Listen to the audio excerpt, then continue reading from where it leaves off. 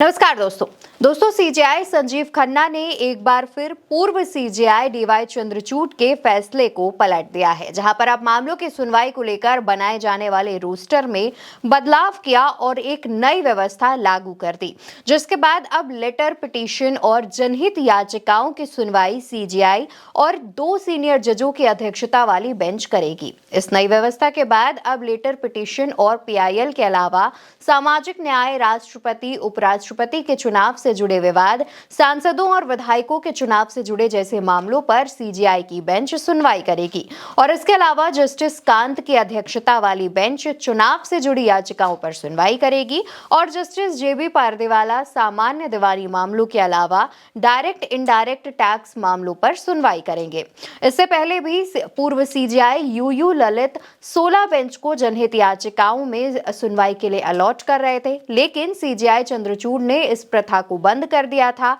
और अब संजीव खन्ना ने इस प्रथा को दोबारा शुरू कर दिया है। और दोस्तों, इससे पहले भी सीजेआई संजीव खन्ना ने पूर्व सीजेआई डीवाई चंद्रचूड़ की व्यवस्था को बदला था, जिसमें सुप्रीम कोर्ट में वकील किसी मामले की तुरंत सुनवाई के लिए सीजेआई के सामने मौलिक उल्लेख नहीं कर सकेंगे। इसके लिए वकील को सबसे पहले सीजेआई के पास ईमेल या रिटन लेटर भेजना होगा, फिर मामले की सुनवाई की जाएगी। पूर्व सीजेआई डीवाई चंद्रचूड़ ने अपने कार्यकाल में वकीलों को मौखिक रूप से तुरंत केस की लिस्टिंग का अनुरोध करने की अनुमति यानी कि परमिशन दी थी, लेकिन सीजेआई संजीव खन्ना के इस फैसले के बाद अब मौलिक उल्लेख की जो परंपरा थी, जो कि सीजेआई डीवाई चंद्रचूड़ ने शुरू की थी, वो अब खत्म हो गई है। दोस्तों, आपको ये भी बता दें कि सीजेआई डीवाई चंद्रचूड़ के रिटायर होने के बाद संजीव खन्ना भारत के 51वें सीजेआई बने हैं, लेकिन इनका कार्यकाल सिर्फ 6 महीने का रहेगा और 13 मई 2025 को सीजेआई संजीव खन्ना रिटायर हो जाएंगे। सीजेआई संजीव खन्ना रिटायर होने से पहले